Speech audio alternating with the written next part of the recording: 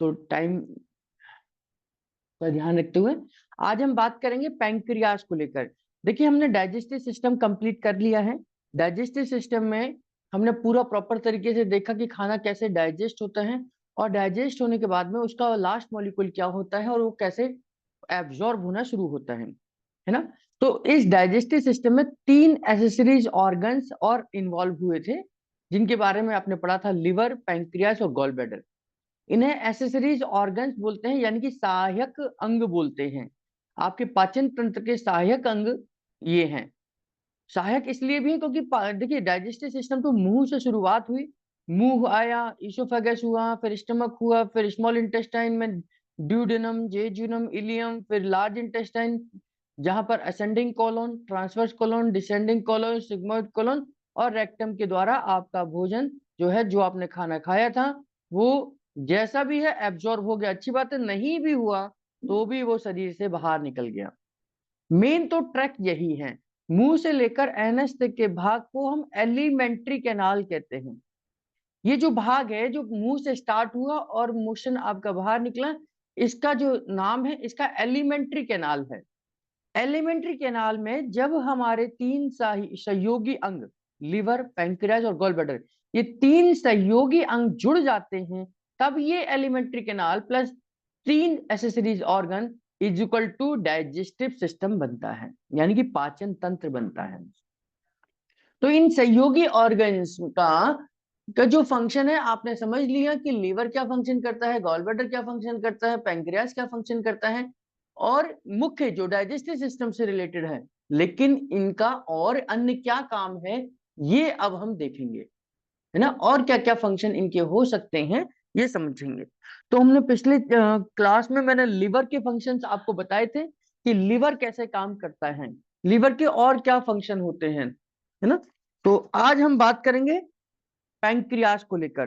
Pancreas के और क्या फंक्शन है, पैंक्रियास का रोल क्या है हमारे लिए, है ना। तीन तीन चार फंक्शन हमने पैंक्रियास के पढ़े थे, तो आप लोगों को ध्यान होगा कि पैंक्रियास के 3-4 फंक्शनों में हमने इसके डाइजेस्टिव सिस्टम में अमाइलेज कैसे बनता है, लाइपेज कैसे बनता है ना, ट्रिप्सिन कैसे बनता है, सोडियम बाइकार्बोनेट कैसे बनता है ना, ये हमने देखा था। तो अब हम बात करेंगे पैंक्रियास के और अन्य फंक्शंस की और डिटेल से। पैंक्रियास लगभग 7 इंच लंबी एक ग्रंथि है। इसके अंदर का भाग बनावट में लार ग्रंथियों से मिलता है ना, यानी कि इसका अंदर का भाग बनावट में लार ग्रंथियों से मिलता है।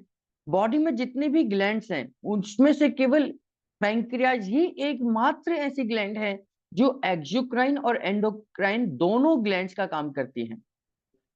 इसको समझने की कोशिश करना कि एक्सोक्राइन और एंडोक्राइन क्या होती है। हमारी बॉडी में जितनी भी ग्लैंड्स हैं जो प्रॉपर तरीके से कुछ ना कुछ सिक्रीट करते हैं, अपने अंदर से निकालते हैं। केमिकल हो सकता है, हार्मोन्स हो सकते हैं, न्यूरोट्रांसमीटर्स हो सकते हैं, जैसे पिट्यूटरी ग्लैंड है, हाइपोथैलेमस है, या हमारी पीनियल है, थायराइड है। ये सब क्या है, ग्लैंड्स हैं। इनके अंदर से कुछ ना कुछ सिक्रीट होता है, निकलता है, और वो कहीं ना कहीं पहुंचकर अपना कार्य करता है।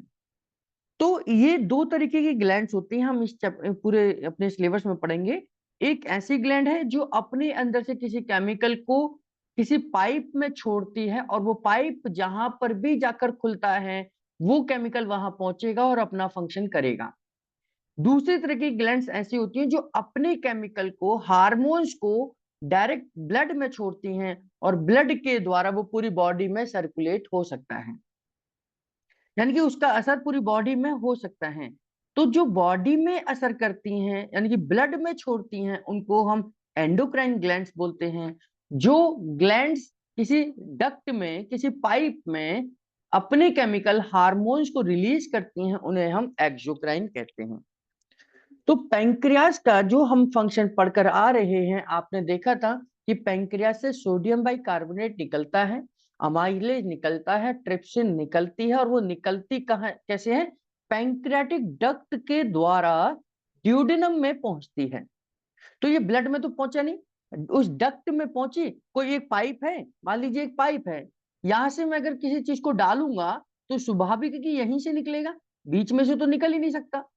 तो ये क्या हो गया, डक्ट वाली ग्लैंड हो गई। तो डक्ट वाली ग्लैंड्स को, यानी कि वे ग्लैंड जो अपने हार्मोन्स को किसी पाइप में छोड़ती हैं, और वो पाइप जहां जाकर खुलता है वहां उन हार्मोन्स का फंक्शन होता है, उसको हम एक्सोक्राइन ग्लैंड कहते हैं। और जो ग्लैंड्स अपने हार्मोन्स को, केमिकल को डायरेक्ट ब्लड में छोड़ती हैं, और ब्लड के द्वारा वो पूरी बॉडी में सर्कुलेट हो जाता है, किसी, है ना, पूरी बॉडी में घूमता है, उसे हम एंडोक्राइन ग्लैंड्स कहते हैं। बॉडी में अलग अलग प्रकार की ग्लैंड्स हैं, लेकिन पैंक्रियाज एकमात्र ऐसा ऑर्गन है या ग्लैंड है जो दोनों तरीके से फंक्शन करता है। इसके कुछ फंक्शन एक्सोक्राइन है और कुछ फंक्शन एंडोक्राइन भी हैं। तो डाइजेस्टिव सिस्टम में हमने पैंक्रियाज के एक्सोक्राइन फंक्शन पढ़े थे, जो माइलेज का बनना, ट्रिप्सिन का बनना, सोडियम बाइकार्बोनेट का। 1 मिनट रुकना है ना।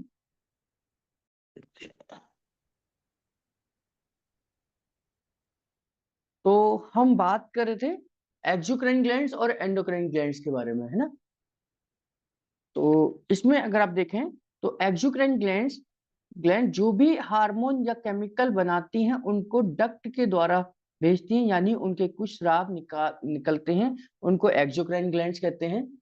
और एंडोक्राइन ग्लैंड्स उन ग्लैंड्स को कहते हैं जो केमिकल या हार्मोन्स को डायरेक्ट ब्लड में भेजती हैं और हार्मोन्स बनाती हैं, उन्हें एंडोक्राइन ग्लैंड्स कहते हैं।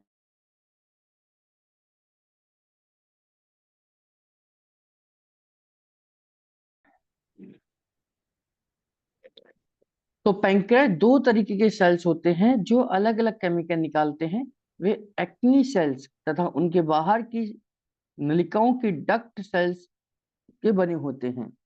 यानी कि कोई भी केमिकल ड्यूडेनम में, हर रोज पैंक्रियास 1200 लगभग केमिकल खाली बनाता है, जो कि ड्यूडेनम में खाली करता है।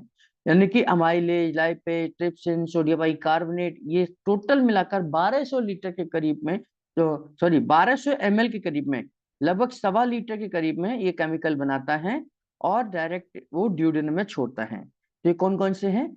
सोडियम बाइकार्बोनेट, अमाइलेज, लाइपेज और ट्रिप्सिन, है ना।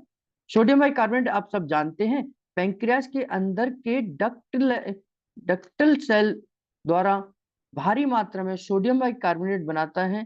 इसका कार्य है कि पेट से आई हुई काइम, जो कि एसिडिक युक्त है, उस एसिड को शांत करने का काम करता है। डूडनम उस घोर एसिड से नुकसान ना हो, यानी कि डूडनम को उस घोर एसिड से नुकसान ना हो, उसको शांत करने का काम पैंक्रियास से निकलने वाला आपका सोडियम बाइकार्बोनेट करता है ना। सोडियम बाइकार्बोनेट करता है और एंजाइम्स के द्वारा चीजों को डाइजेस्ट करता है। जैसे पैंक्रियाटिक अमाइलेज, आप लोगों ने पढ़ा था, मैंने पढ़ाया था कि पैंक्रियाटिक अमाइलेज आपके कार्बोहाइड्रेट जो कि डाइसैकेराइड में कन्वर्ट हो चुका होता है आपके मुंह के अंदर से, तो उस डाइसैकेराइड को मोनोसैकेराइड में कन्वर्ट करने का काम आपका पैंक्रियाटिक अमाइलेज करता है। पैंक्रियाटिक अमाइलेज पैंक्रियास के अंदर की एक्नी सेल्स द्वारा डाइजेस्टिव एंजाइम्स बनाती हैं। इनमें से एक है, यह लार ग्रंथि द्वारा, यानी कि आपके सलाइवरी ग्लैंड्स के द्वारा भी कार्बोहाइड्रेट को छोटे छोटे टुकड़ों में, यानी कि डाइसैकेराइड में कन्वर्ट कर देती है। लार ठीक से ना निकले तो कार्बोहाइड्रेट को पचाने का सारा काम पैंक्रियास की अमाइलेज पर पड़ जाएगा, और इस तरीके से आपको इंडाइजेशन या डाइजेस्टिव डिजीज होने के चांसेस होते हैं, या आपको शुगर हो सकती है। क्योंकि अगर आप खाने को ठीक प्रकार से नहीं चबाएंगे तो ना चबा हुआ भोजन आपके पेट में जाएगा और वो ड्यूडेनम में पहुंचेगा और पैंक्रियास पर वर्कलोड बढ़ जाएगा। पैंक्रियाटिक लाइपेज, पैंक्रियाटिक लाइपेज यह फैटी कणों को जिन्हें बाइल चिपकने से रोक देता है, उन्हें तोड़कर फैटी एसिड्स और ग्लिसरॉल में कन्वर्ट करती है। आपने जो भी घी तेल की चीजें खाई थी, हमने पढ़ा था कि बाइल जूस क्या करता है, उन फैट की चीजों को, यानी कि घी तेल को अलग अलग कर देता है। तो उसको डाइजेस्ट करने का काम हमारा पैंक्रियाटिक लाइपेज करता है और उसको तोड़कर फैटी एसिड्स और ग्लिसरॉल में कन्वर्ट कर देता है। बाइल ठीक से ना निकले तो पैंक्रियाज का लाइपेज काम ही नहीं कर पाएगा, और ऐसे लोगों को फैट पचेगा ही नहीं, और उनको तली हुई चीजें खाने के बाद तुरंत छाती में जलन, खट्टी डकारें और भारीपन बना रहेगा। यानी कि पैंक्रियाटिक लाइपेज क्या करता है, आपके इमल्सन फैट को free fatty acid and glycerol में कन्वर्ट करता है। Trypsin and chymotrypsin. पैंक्रियास से निकलने वाला तीसरा एंजाइम है ट्रिप्सिन एंड काइमोट्रिप्सिन। ये दोनों प्रोटीन को पचाने वाले एंजाइम हैं। ये मिलकर पेप्सिन द्वारा पचाए गए प्रोटीन के, पेप्सिन आपको ध्यान होगा पेट के अंदर प्रोटीन को पॉलीपेप्टाइड में कन्वर्ट करने का काम पेप्सिन करते हैं, है ना। पचाए गए प्रोटीन के बड़े बड़े टुकड़ों को छोटे छोटे टुकड़ों में पचाकर अमीनो एसिड में बदलने का काम आपके ट्रिप्सिन और काइमोट्रिप्सिन करते हैं। जैसे खाना पचता जाएगा वैसे वैसे जेजुनम में आगे बढ़ता जाता है, फिर इलियरस खुलेगा और नया काइम ड्यूडेनम में वापस आ जाता है, यानी कि दोबारा नया भोजन आता है। पचाया हुआ भोजन अब इलियम में पहुंचेगा।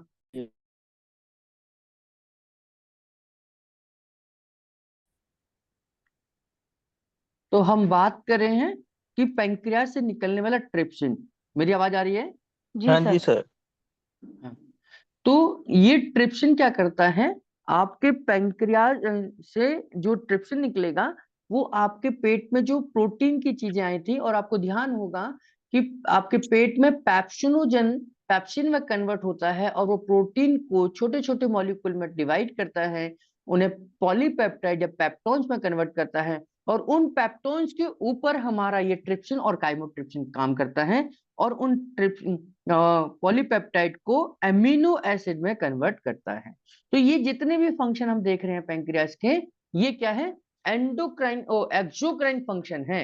एक्सोक्राइन का मतलब कि पैंक्रियास से कोई डक्ट निकली है, पैंक्रियाटिक डक्ट जिसको हम बोलते हैं, और उस डक्ट के माध्यम से ही अमाइलेज, लाइपेज और ट्रिप्सिन वहां से निकलकर आपके ड्यूडेनम में पहुंच रहे हैं और ड्यूडेनम में अपना फंक्शन कंप्लीट कर रहे हैं। तो अब आपको समझ आ गया होगा कि पैंक्रियास के एक्सोक्राइन फंक्शन में अमाइलेज का क्या फंक्शन है, लाइपेज का क्या फंक्शन है, ट्रिप्सिनोजन का क्या फंक्शन है, ट्रिप्सिन का क्या फंक्शन है, सोडियम बाइकार्बोनेट का क्या फंक्शन है ना। यहां तक क्लियर है? कोई दिक्कत यहाँ?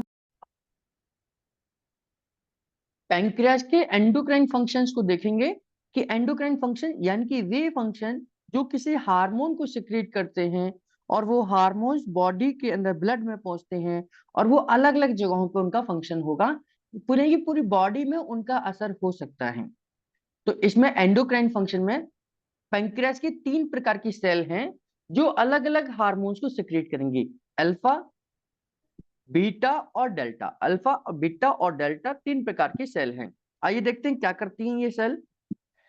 Endocrine function of pancreas. Pancreas की बाहरी परतों में आइसलेट्स इसलेट्स ऑफ लैंगरहैंस नामक सेल्स होती हैं जो करोड़ों की मात्रा में बिखरी हुई होती हैं।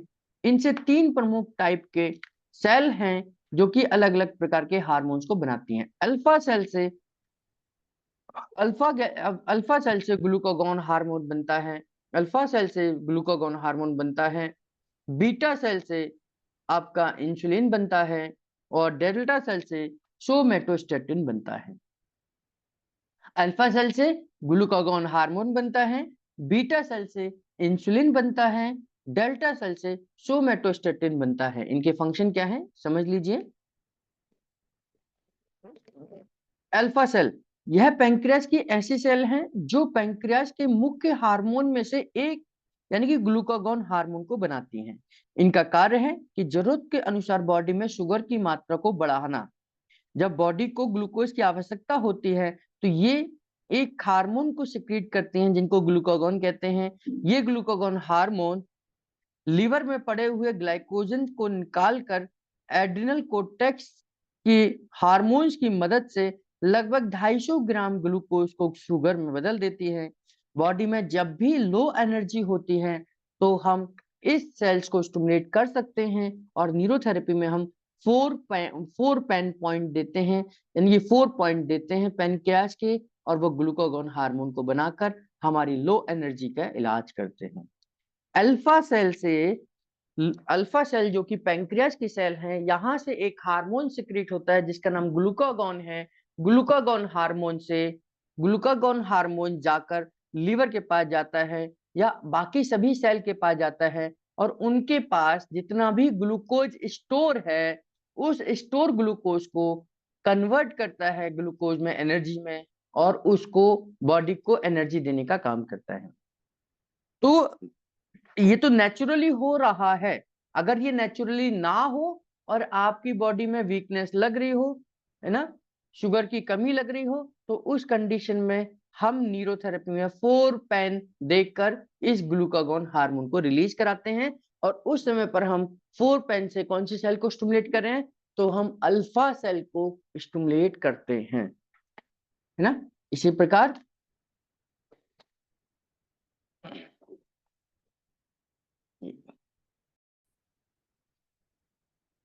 अब हम देखेंगे बीटा सेल के बारे में।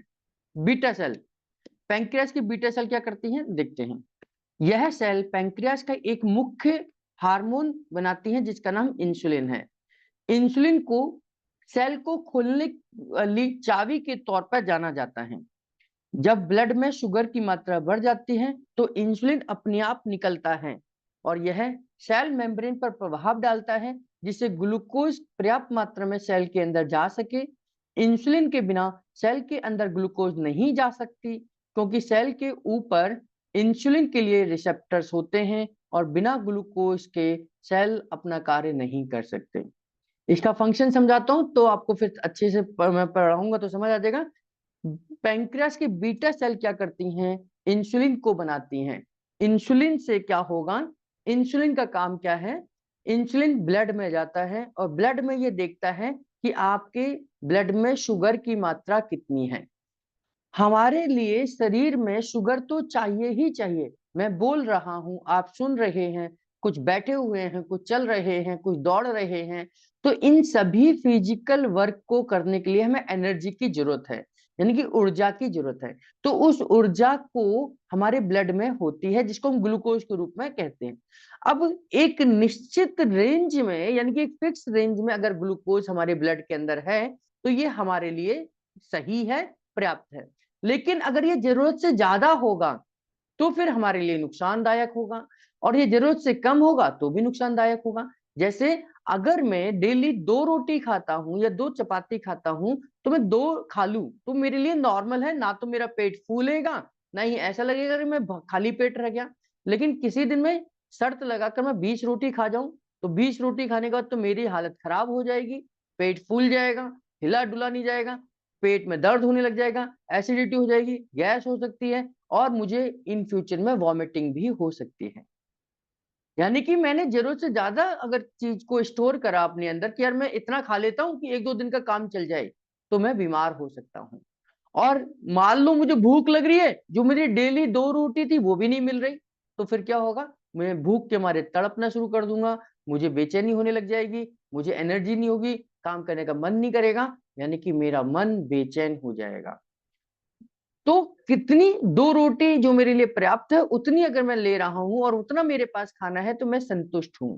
तो ऐसे ही ब्लड के अंदर अगर ग्लूकोज का लेवल नॉर्मल है, नॉर्मल की परिभाषा क्या है, तो मेडिकल साइंस के हिसाब से हम ये मान के चलते हैं, क्योंकि हम मेडिकल साइंस को फॉलो करते हैं, तो मेडिकल साइंस कहती है कि अगर आपकी फास्टिंग शुगर 100 से लेकर 110 तक है या 90 से लेकर 110 तक है तो ये नॉर्मल शुगर है ना, नॉर्मल शुगर है। और अगर आप खाना खाने के बाद शुगर चेक करते हैं, यानी कि आपने खाना खाया और शुगर चेक करें, तो मैक्सिमम 160 तक होनी चाहिए, 140 से लेकर 160 तक होनी चाहिए, है ना। और खाना खाने के 2 घंटे बाद, 1-1.5 घंटे बाद चेक करते तो ये 120 से लेकर 140 होनी चाहिए। तो एक नॉर्मल, ये क्या है, मिलीग्राम पर डीएल पर मिलीलीटर है ना। तो यानी कि इतना शुगर आपके शरीर के अंदर होना चाहिए, ये नॉर्मल है कि आप कब शुगर को चेक करें तो कितनी कितनी किस समय पर हो सकती है।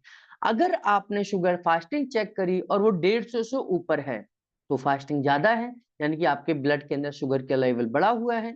आपने शुगर चेक करी खाना खाने के तुरंत बाद, जो मैक्सिमम 160 होनी चाहिए वो 200 प्लस है तो शुगर ज्यादा है। अगर आपने खाना खाने के 1.5 घंटे बाद शुगर चेक करी, वो 140 होनी चाहिए मैक्सिमम, अगर वो 200 है तो भी ज्यादा है। तो और अगर शुगर होनी चाहिए फास्टिंग 110 या 100 और उस समय पर वो 60 है तो क्या कहेंगे, शुगर लो है। अगर खाना खाने के तुरंत बाद आपने चेक करी, जो 160 होनी चाहिए वो 100 है तो भी लो है। तो शुगर के लेवल को अलग अलग उसमें हम नापते हैं कि आपने फास्टिंग चेक करी है, खाना खाने के तुरंत बाद चेक करिए, खाना खाने के 2 घंटे बाद चेक करिए, तो एक नॉर्मल रेंज है। तो इससे ज्यादा जाएगी तो भी दिक्कत है, उससे कम जाएगी तो भी दिक्कत है। अब इंसुलिन का काम है कि अगर शुगर आपके ब्लड के अंदर जरूरत से ज्यादा हो तो उस एक्स्ट्रा ग्लूकोज को यानी कि शुगर को पकड़ लेता है, उसे कैप्चर करता है। पकड़ कर वो क्या करता है कि अभी तुम्हारी जरूरत नहीं है, हम आपको स्टोर करके रख देते हैं, जब हमारे को जरूरत पड़ेगी हम आपको दोबारा निकाल लेंगे, है ना, निकाल लेंगे। तो हम भी ऐसे ही करते हैं घरों में कि हम आटा लेकर आते हैं, हम ये डेली डेली के लिए थोड़ी खरीदते हैं कि भाई डेली 1 किलो खरीद के लेके आते हैं, डेली 1 किलो खरीद के लेके आते हैं भाई मुझे खा, नहीं, हम क्या करते हैं 10-20 किलो खरीदते हैं, उसमें से 1 किलो निकालते हैं, बाकी स्टोर कर देते हैं, जितना हमें चाहिए बाकी स्टोर कर देते हैं। तो ऐसे ही शरीर भी करता है। इंसुलिन का काम है कि आपके ब्लड के अंदर एक्स्ट्रा ग्लूकोज को पकड़कर सेल के अंदर स्टोर कर देना। सेल के पार एक स्टोर रूम है जिसे माइटोकॉन्ड्रिया कहते हैं। Mitochondria is the power house of the our cell, हम सेल के चैप्टर में पढ़ेंगे। तो इंसुलिन क्या करता है, ग्लूकोज को पकड़कर ग्लाइकोजन के रूप में लिवर में या लिवर जैसे बहुत सारी ऑर्गन्स में या हमारे सेल में स्टोर करके रख देता है कि जब भी आपको शुगर की जरूरत पड़ेगी इस स्टोर शुगर को हम दोबारा से निकाल लेंगे, है ना। तो इंसुलिन का काम क्या है कि ब्लड के अंदर एक्स्ट्रा ग्लूकोज को पकड़कर स्टोर कर देना, उसे जमा कर लेना, ताकि ब्लड में ना रहे। अगर वो ब्लड में रहेगी शुगर तो क्या दिक्कत होगी, तो ब्लड क्या है, फ्लो होने वाली चीज है, जैसे पानी फ्लो होता है, पाइप में पानी फ्लो होता है, अगर पाइप में कोई कचरा जम जाए तो पानी फ्लो नहीं होगा। पानी कहीं बह रहा है, उसमें आप ईंट पत्थर लक्कड़ डाल देंगे तो क्या होगा, पानी नहीं बहेगा, उसका फ्लो कम हो जाएगा। तो शुगर अगर ब्लड के अंदर ज्यादा होगी तो ब्लड नहीं फ्लो होगा, और वो कहीं ना कहीं आप उसकी जो गति है, जो स्पीड है, वो कम हो जाएगी। और कम होने से क्या होगा कि जितनी देर में उसे पूरी बॉडी में सर्कुलेशन पहुंचाना है, हर सेल तक ब्लड पहुंचना है, अब सेल तक पहुंचेगा नहीं तो फिर सेल डेड होने लग जाएंगी, वो मरना शुरू कर देंगी और ब्लड ना मिलने के कारण से। और ऐसा ही कुछ होता है जब शुगर का लेवल हमारे ब्लड के अंदर जरूरत से ज्यादा बढ़ जाता है। तो जिनको बहुत ज्यादा शुगर बढ़ी रहती है तो उनकी किडनी खराब होने लग जाती है, उनका लीवर खराब होने लग जाता है, उनके पैरों की उंगलियों में सुनपन आने लग जाता है, और ऐसा सुनपन कि धीरे धीरे उनकी उंगलियां काली पड़ने लग जाती हैं, गैंग्रीन हो जाता है, और इवन उन उंगलियों को काटने की नौबत भी आ जाती है, क्योंकि शुगर ने उस ब्लड फ्लो को बढ़ना कम कर दिया है, उस फ्लो को कम कर दिया है। मेरी बात समझे। जी सर। तो ऐसा ना हो उसके लिए ऑटोमेटिकली भगवान ने पेंक्रियास को बनाया। पेंक्रियास के अंदर बीटा सेल है, बीटा सेल से इंसुलिन निकलेगा, उस इंसुलिन का काम है कि वो एक्स्ट्रा ग्लूकोज को पकड़ता है और उसको स्टोर करके रख देता है कि भैया जब हमें तुम्हारी जरूरत पड़ेगी एक्स्ट्रा ग्लूकोज की हम आपको दोबारा यूज कर लेंगे। मान लीजिए किसी दिन फास्ट पे चला गया कोई व्यक्ति, तो फास्ट पे तो वो खा ही नहीं रहा कुछ, तो उस समय हमारे को एनर्जी कहाँ से मिलेगी, तो हमारे एक्स्ट्रा ग्लूकोज को, अब ये ग्लाइको जो ग्लूकागोन हार्मोन था जो अल्फा सेल से निकल रहा है, अल्फा सेल से निकलने, अरे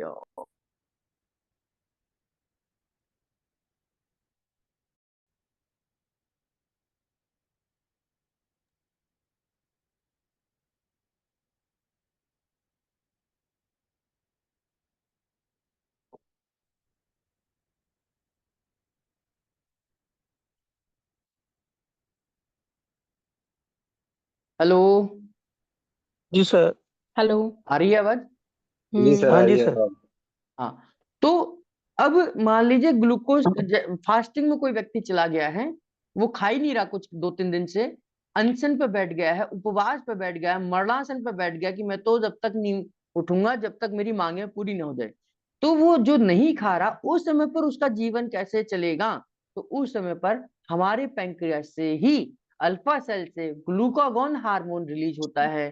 ग्लूकागोन हार्मोन क्या करता है कि बॉडी के अंदर जहां भी इंसुलिन ने ग्लूकोज को स्टोर करके रख दिया था, अभी जो मैंने बताया आपको, तो वहां से सब जगहों से एक्स्ट्रा ग्लूकोज को बाहर निकालेगा। और जो एक्स्ट्रा ग्लूकोज होता है जो स्टोर होता है वो ग्लूकोज के रूप में नहीं होता, वो ग्लाइकोजन के रूप में होता है। तो ग्लाइकोजन के रूप में जो भी हमारे पास ग्लूकोज जमा है उसको एक्टिव करेगा, कौन करेगा, ग्लूकागोन हार्मोन करेगा। और उसे ग्लाइकोजन से दोबारा से ग्लूकोज में कन्वर्ट करेगा, और ग्लूकोज जैसे ही ब्लड में आएगी हमें एनर्जी मिल जाएगी। तो ऐसा ही कुछ होता है जब हम फास्टिंग पर चले जाते हैं, वहां पर ग्लूकागॉन हार्मोन काम करता है, डेली हमारा इंसुलिन काम करता है, और इसी दोनों के बैलेंस से हमारे शरीर के अंदर ग्लूकोज का लेवल मेंटेन रहता है। आप आज की डेट में अगर खाना छोड़ दें तो भी ये साइंस कहती है कि 15 दिन तक आप नहीं मरेंगे। 15 दिन तक का एनर्जी आपके शरीर के अंदर स्टोर है। हाँ, वेट कम होगा, तकलीफ हो सकती है, वीकनेस हो सकती है, चक्कर आ सकते हैं, लेकिन 15 दिन तक आप नहीं, मतलब कोई भी व्यक्ति जो फास्ट पर जाए और आज की डेट में खाना छोड़ दे तो 15 दिन का एनर्जी लेवल उसके शरीर के अंदर स्टोर ऑलरेडी रहता है। बात तो इंसुलिन बीटा सेल, यह सेल पैंक्रियास का एक मुख्य हार्मोन जिसे इंसुलिन कहते हैं बनाती है। इंसुलिन को सेल की चाबी खोलने का ताला कहा जाता है, यानी कि सेल को खोलने वाली चाबी माना जाता है। इंसुलिन के कहने पर ही सेल उस ग्लूकोज को अपने अंदर स्टोर करती है।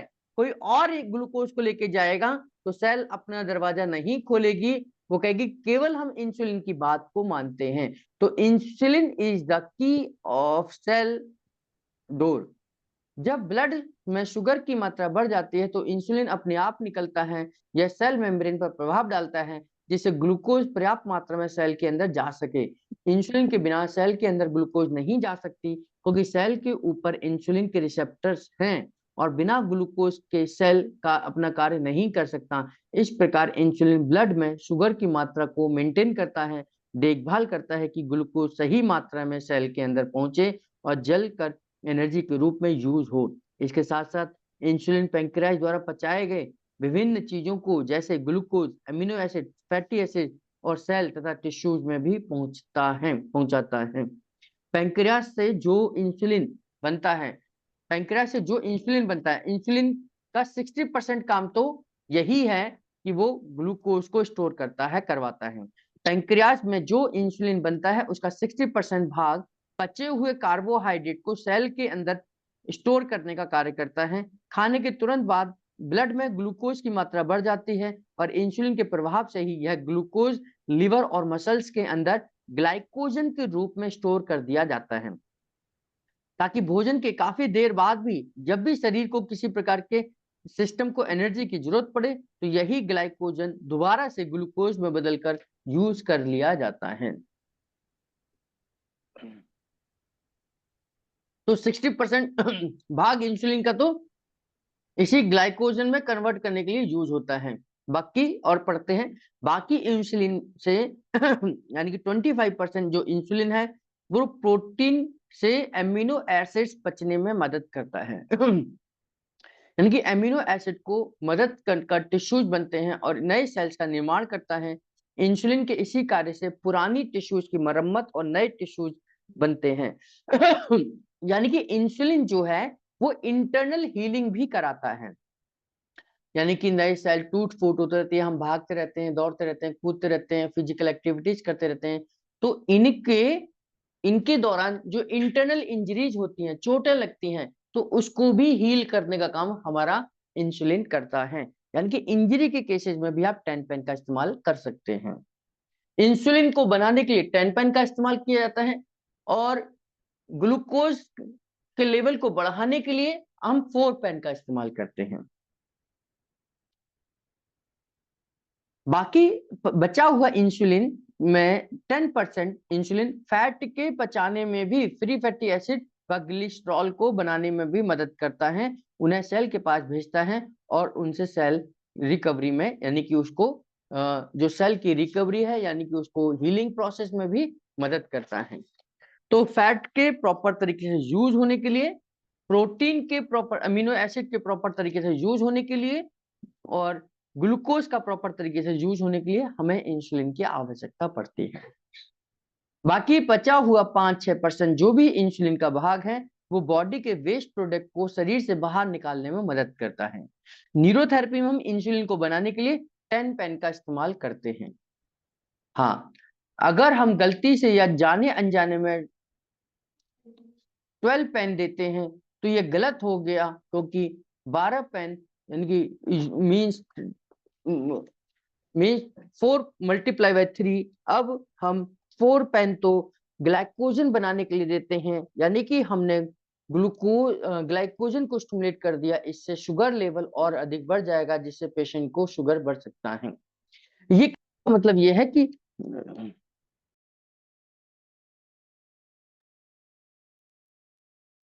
मेरी आवाज आ रही है? जी सर। हाँ, जी कहने का मतलब ये है कि ये कहना चाह रहे हैं कि पैंक्रियास को देते समय, यानी कि पैंक्रियास का ट्रीटमेंट देते समय बहुत सावधानी हमें रखनी है, क्योंकि पैंक्रियास की गड़बड़ी से अगर आपने पैंक्रियास गलत दे दिया, गलत तरीके से दे दिया, गलत काउंटिंग के साथ दे दिया, तो पेशेंट को नुकसान भी हो सकता है। क्यों हो सकता है? कि देखिए, हमारा पैंक्रियास शुगर को बढ़ा भी रहा है और शुगर को कम भी कर रहा है। आपने देखा कि 4 पेन देने से शुगर का लेवल बढ़ता है और 10 पेन देने से शुगर का लेवल डाउन होता है।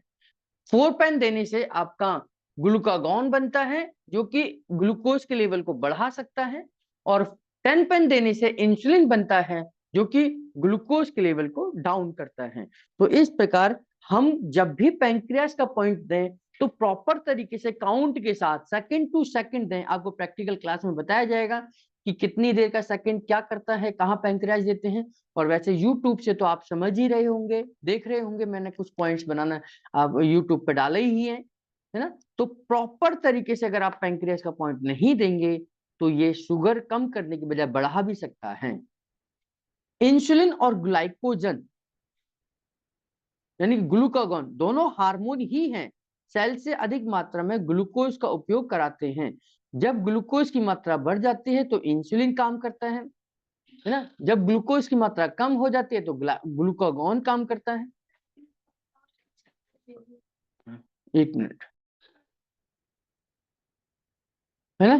तो देखिए, इंसुलिन और ग्लूकागॉन जो हार्मोन है, ये एक दूसरे के अपोजिट काम करते हैं। जब शुगर का लेवल बढ़ता है तो इंसुलिन काम करता है, जब शुगर का लेवल कम होता है तो ग्लूकागॉन काम करता है। और दोनों ही इत्तेफाक से हमारे पैंक्रियास के हार्मोन हैं, दोनों ही पैंक्रियास के हार्मोन हैं। तो इसलिए पैंक्रियास को देते समय हमें सावधानी बरतनी है, कहीं हम इंसुलिन की बजाय ग्लूकागॉन को स्टिमुलेट तो नहीं कर रहे, या हम ग्लूकागॉन की जगह इंसुलिन को तो नहीं स्टिमुलेट कर रहे। इस तरीके से आपने सावधानी रखनी है। इस तरह ग्लूकागॉन अपने कार्य द्वारा ब्लड में ग्लूकोज के लेवल को नॉर्मल से नीचे जाने से बचाता है, और इंसुलिन अपने मैकेनिज्म के द्वारा ग्लूकोज के लेवल को बढ़ने से इसे बचाता है। अगर किसी पेशेंट को इंसुलिन की दवाई ज्यादा हो जाने के कारण अगर अचानक से शुगर कम हो जाए तो उसे डायबिटिक हाइपोग्लाइसीमिया कहते हैं, और इस इलाज में ग्लूकागॉन का इंजेक्शन लगाते हैं, यानी कि ग्लूकागॉन का इंजेक्शन लगाएंगे तो ग्लूकोज का लेवल बढ़ जाएगा। तो ग्लूकोज अगर डाउन जा रहा है, शुगर अगर डाउन जा रहा है, तो आपने 4 पेन देने की आवश्यकता है। शुगर लेवल अगर ज्यादा जा रहा है तो 10 पेन देने की आवश्यकता है। तो 4 पेन और 10 पेन का इस्तेमाल आप लोग समझ गए होंगे, है ना। यहां तक क्लियर है सब? डेल्टा सेल का क्या काम है? डेल्टा सेल, पैंक्रियास के डेल्टा सेल सोमैटोस्टेटिन नामक एक हार्मोन बनाते हैं। ये बहुत महत्वपूर्ण हार्मोन है, ध्यान से समझना। डेल्टा सेल से सोमैटोस्टेटिन नामक हार्मोन बनता है। ये बॉडी की हाइपर एक्टिविटी को रोकता है, बॉडी में कोई भी एक्स्ट्रा ग्रोथ हो रही है उसे रोकता है। कोई गांठ है, कैंसर है, सिस्ट है या फैब्रॉइड्स हैं, इन सब की ग्रोथ को ये रोकने का काम करता है। जब भी ब्लड में शुगर या अमीनो एसिड या फैट बढ़ जाते हैं तो सोमैटोस्टेटिन निकलता है, और यह पेट, ड्यूडेनम या गॉल ब्लैडर की मोटिलिटी यानी कि गति को रोकता है। अन्य नलिका में स्रावों का निकास तथा अवशोषण दोनों के समय को बढ़ा देता है, ताकि खाने को पचाने में कोई भी जल्दबाजी ना हो, है ना। बॉडी में कोई भी एक्स्ट्रा ग्रोथ है तो उसके लिए हम 2 पेन का इस्तेमाल करते हैं। कोई भी हार्मोन या ग्लैंड हाइपर है यानी कि ज्यादा काम कर रहा है तो भी हम 2 पेन का इस्तेमाल करते हैं। अगर बॉडी में सोमैटोस्टेटिन पर्याप्त मात्रा में नहीं बनता है तो शरीर में फैब्रॉइड, सिस्ट, लिम्फोमा, ट्यूमर बढ़ने लगते हैं, जो कैंसर का रूप धारण कर सकते हैं, या कोई भी ग्लैंड हाइपर हो सकती है यानी कि ज्यादा हार्मोन बनाने लगती हैं, जिससे कई अन्य प्रकार की बीमारियां आ जाती हैं। तो इसका फंक्शन हमें ये समझना है कि टू पेन देने से हमारा सोमेटोस्टेटिन नामक हार्मोन रिलीज होता है। सोमेटोस्टेटिन जो हार्मोन है, इसका फंक्शन क्या है? इसका मेन फंक्शन है कि ये शरीर के अंदर किसी भी एक्स्ट्रा ग्रोथ को, एक्स्ट्रा एक्टिविटी को, अनवांटेड मूवमेंट को रोकने का काम करता है। सोमेटोस्टेटिन एक हार्मोन है जो कि अनवांटेड मूवमेंट को शरीर के अंदर रोकने का काम करता है। यानी कि कोई भी बीमारी शरीर के अंदर अगर बढ़ रही है तो उसको रोकने का काम हमारा सोमेटोस्टेटिन नामक हार्मोन करता है। ये पूरे शरीर में, क्योंकि ये हार्मोन है, ब्लड के द्वारा पूरे शरीर में घूमता है और ये देखता है कि कोई भी गतिविधि ऐसी तो नहीं हो रही जो हमारे शरीर के खिलाफ है, यानी कि जो हमारे शरीर को नुकसान पहुंचा सकती हैं। तो कोई भी extra movement, extra cell, extra disease, extra कुछ भी शरीर के अंदर हो रहा है, उसको रोकने का काम सोमेटोस्टेटिन करता है। ये एक चौकीदार है जो ये देखता रहता है कि शरीर में अंदर सब कुछ ठीक ठाक चल तो रहा है। जैसे कॉलोनियों के अंदर चौकीदार, आपके घरों के अंदर चौकीदार, आपके मोहल्लों के अंदर एक चौकीदार होता है। रात के समय पर पूरे घर में, पूरी कॉलोनी में, पूरे मोहल्ले में घूमता है और घूम घूम कर देखता है कि कहीं कोई चोरी तो नहीं हो रही, कहीं कोई गतिविधि तो नहीं हो रही। तो ये उसी चौकीदार की तरह घूम घूम कर काम करता है। तो ये सोमेटोस्टेटिन है, पैंक्रियास से निकलने वाला हार्मोन है, पैंक्रियास की डेल्टा सेल से निकलता है और इसे हम 2 पेन से स्टिमुलेट करते हैं। 2 पेन मल्टीप्लाई बाय 6 ट्रीटमेंट इसका उपचार है। 2 पेन मल्टीप्लाई बाय 6 ट्रीटमेंट से ये ट्रीटमेंट दिया जाता है और हमारी अनवांटेड ग्रोथ को, यानी कि मूवमेंट को रोकता है। तो 2 पेन मल्टीप्लाई बाय 6 ट्रीटमेंट ये इसका उपचार है। गॉल ब्लैडर का फंक्शन देखिए, गॉल ब्लैडर जिसको पित्त की थैली भी कहते हैं, पित्त की थैली है ना। गॉल ब्लैडर नाशपाती के आकार की एक छोटी सी थैली है जो लिवर के राइट साइड में उसके नीचे की तरफ स्थिर होती है। इसके अंदर का वॉल्यूम 50 से 60 सीसी के करीब में होता है। 50 से 60 सीसी के करीब में तक होता है। यह एक गोदाम जैसा है जहां लीवर के बनाए हुए बाइल को स्टोर करके रखा जाता है। लीवर 24 घंटे में बूंद बूंद कर लगभग 500 से लेकर 750 ml के करीब पतला बाइल बनाता है, जिसका हल्का पीला रंग होता है। जब गॉल ब्लैडर में पहुंचता है तो वह उस बाइल में से पानी निकालकर उसे गाढ़ा कर उसे गट के रूप में, फ्लूइड के रूप में अपने अंदर रख लेता है। गट होने के कारण बाइल का रंग पीले से बदलकर हल्का हरे रंग का हो जाता है। पेट से जब काइम निकलता है, ध्यान करें, पेट से जब काइम ड्यूडेनम में निकलेगा, तो पेट से जब काइम निकलेगा तो पाइलोरिक स्फिंक्टर खुलता है और ड्यूडेनम में वो काइम आता है। तो उस काइम में जो घी, तेल, फैट की मात्रा के अनुसार ड्यूडेनम से कोलसिस्टोकाइनिन नामक एक हार्मोन निकलता है जो गॉल ब्लैडर को बाइल जूस भेजने के लिए उकसाता है। उसके अनुसार गॉल ब्लैडर अपने अंदर से कॉमन वाइल डक्ट के द्वारा एम्पुला ऑफ वेटर से ड्यूडेनम में पहुंचता है बाइल। बाइल ड्यूडेनम में घी तेल के कणों को आपस में चिपकने नहीं देता, उन्हें अलग अलग कर देता है, उन्हें कमजोर कर देता है। फिर पैंक्रियास का भेजा हुआ लाइपेज उसे फैटी एसिड में कन्वर्ट कर देता है, जो इलियम की बिलाई द्वारा सोख कर लिम्फ द्वारा शरीर के अंदर पहुंच जाता है। बाइल का यह एक्शन उसके अंदर के बाइल सॉल्ट द्वारा किया जाता है। इसका नाम ग्लाइकोकोलेट होता है, ट्यूरोकोलेट होता है। अगर बाइल का प्रभाव ठीक से ना हो तो गॉल स्टोन बनने का मुख्य कारण भी यही होता है। बाइल सॉल्ट लीवर में कॉलिक एसिड से बनते हैं। ध्यान से सुनना, बाइल सॉल्ट जो है, सॉल्ट लिवर में कॉलिक एसिड से बनते हैं। इनका रॉ मटेरियल कोलेस्ट्रॉल है। ये पाचन संस्थान में लाइपेज की मदद करते हैं। ये गॉल ब्लैडर में पथरी को गलाने का काम भी करते हैं, को गलाने का काम के लिए भी उपयोगी होता है। बाइल सॉल्ट के बिना बाइल पूरा नहीं बनेगा और बाइल सॉल्ट को हमारा लिवर बनाता है। बाइल 24 घंटे में लगभग 800 सीसी के करीब बनती है। यह कब्जी को मिटाती है और पेट साफ करती है। बाइल का एक और मुख्य गुण है कि यह एंटीसेप्टिक कीटाणुनाशक है। ये पस के साथ मिलकर उस पस की सेल्स को खत्म करती हैं। यह गॉल ब्लैडर के म्यूकोसा में इन्फ्लामेशन आ जाए तो फ्री बाइल द्वारा गॉल ब्लैडर में स्टोन बनाती है, ऑक्सीजन को छोड़ती है, इस पर आसपास के पस को सफाया करती है। इसका कहने का मतलब है कि बाइल का जो नेचर है, बाइल का जो काम है, वो एंटीसेप्टिक भी है। वो बाइल के द्वारा यानी कि बाइल जो है वो हीलिंग प्रोसेस में भी काम करती है, हीलिंग प्रोसेस में भी काम करती है ना। इस तरह से पस का सफाया करती है। ड्यूडेनम में जो पेरिस्टाल्टिक वेव चलती हैं, ड्यूडेनम में मैंने आपको बताया था कि मोशन आगे कैसे बढ़ता है धीरे धीरे करके। ड्यूडेनम में जो पेरिस्टाल्टिक वेव चलती है, लहर चलती है, उसे बाइल ही लाती है। इसी लहर के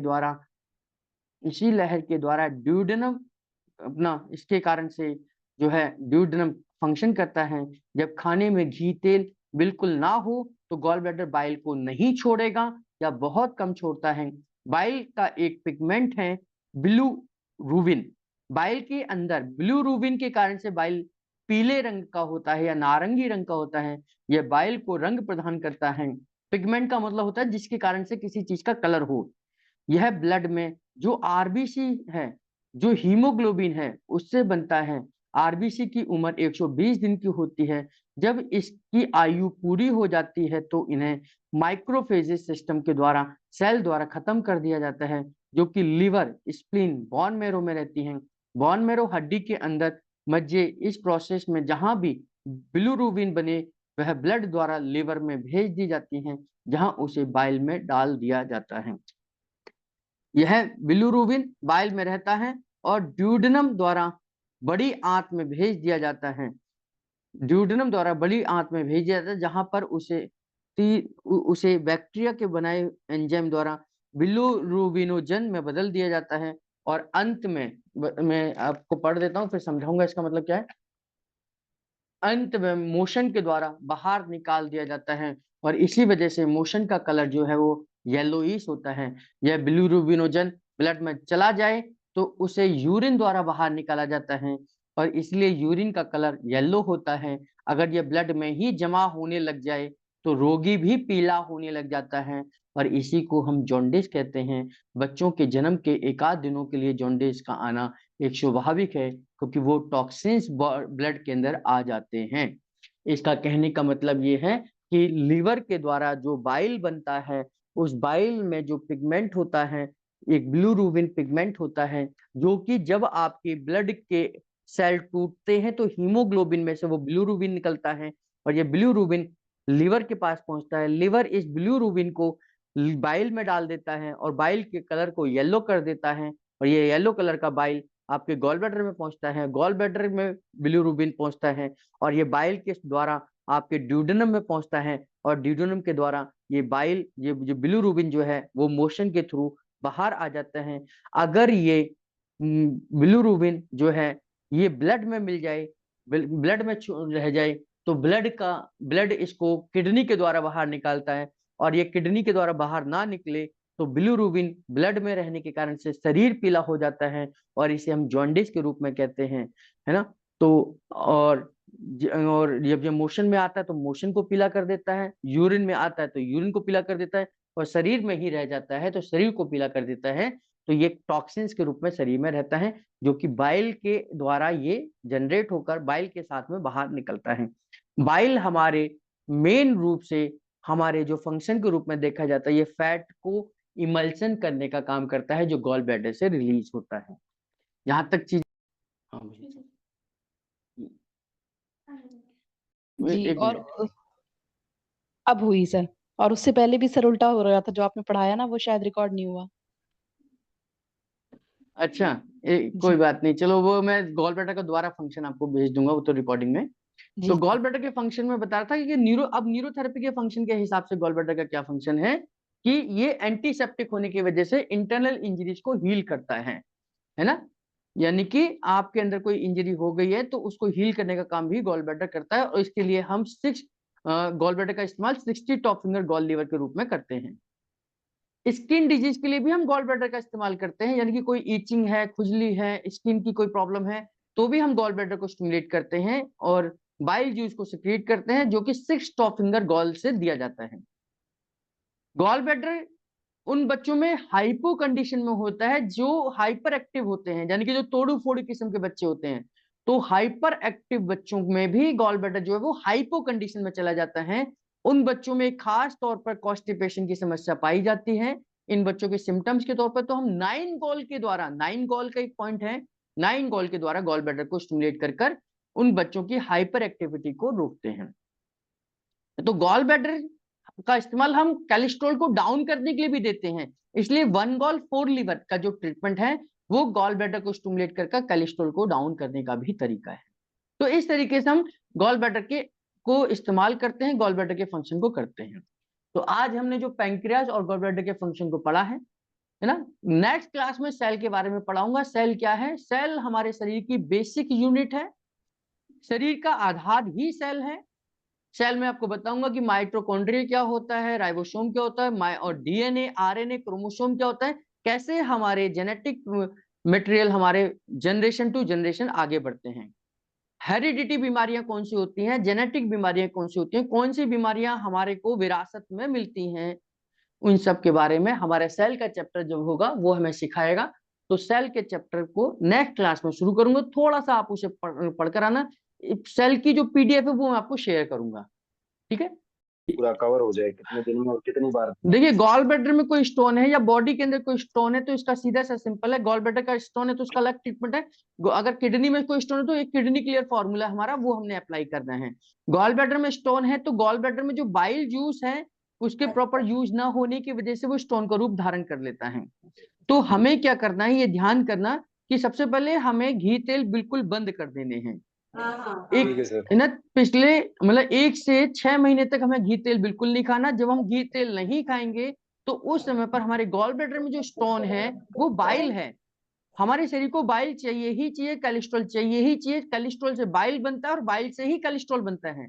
तो बॉडी उस बाइल को मेल्ट कर कर दोबारा कोलेस्ट्रॉल में कन्वर्ट करेगी, जो कि हमारे शरीर की बेसिक नीड है।